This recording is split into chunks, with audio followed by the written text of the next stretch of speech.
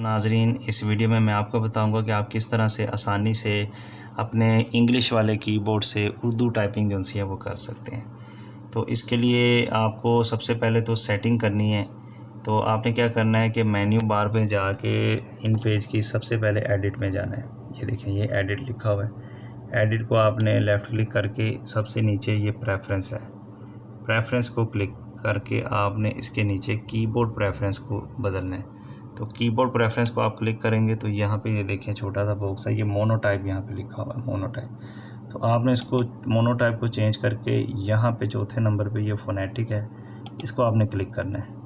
तो फ़ोनेटिक का व्यू जो सा है, यानी कि इसके जो अल्फ़ाबेट्स हैं ये जो से हैं ये उर्दू से काफ़ी मेल जोल खाते हैं। जैसे ये देखें, ये ए के नीचे अलफ है और बी से ये देखें बे है, ठीक है ना। और इस तरह से आप ये देख सकते हैं कि ये सी से चे की आवाज़ पैदा हो रही है, ठीक है जी।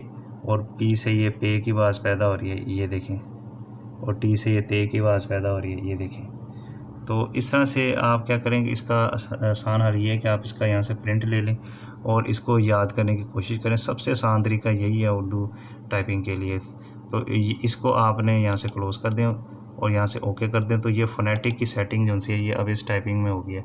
अब ये देखें, मैं अब कीबोर्ड से ये ए अगर लिखता हूँ तो ये देखें यहाँ पे इसका साइज़ थोड़ा आप बढ़ा सकते हैं ताकि आपको आसानी से नज़र आ जाए। तो ये साइज़ मैंने फुल कर दिया, ये देखें। अब यहाँ पे आप ए लिखेंगे तो ये देखें अलफ आ गया, बी लिखेंगे तो ये बे आ गया, पी लिखेंगे ये देखें। तो इसको स्पेस दे के लिखेंगे तो फिर ये लैदा होता है, ये देखें अली बे पे। और टी से ये देखें ते की आवाज़ पैदा होगी, ये देखें टी से ये देखें ते। तो ये देखें, ये फ़ोनेटिक सेटिंग से ये ABC के साथ काफ़ी इसकी जो सी है ना ये मिल जाती है, रिजेंबलेंस हो जाती है, जिससे आप उर्दू में आसानी से टाइप कर सकते हैं। तो जो मैंने तरीका बताया कि उससे आप प्रिंट ले लें तो आप आसानी के साथ जो है ना इसको याद कर लें। आप 10 से 15 दिन की थोड़ी मेहनत कर लें तो आप आसानी से घर बैठे इसको उर्दू टाइपिंग को आसानी से सीख सकते हैं। Thank you for watching. अल्लाह हाफ़िज़।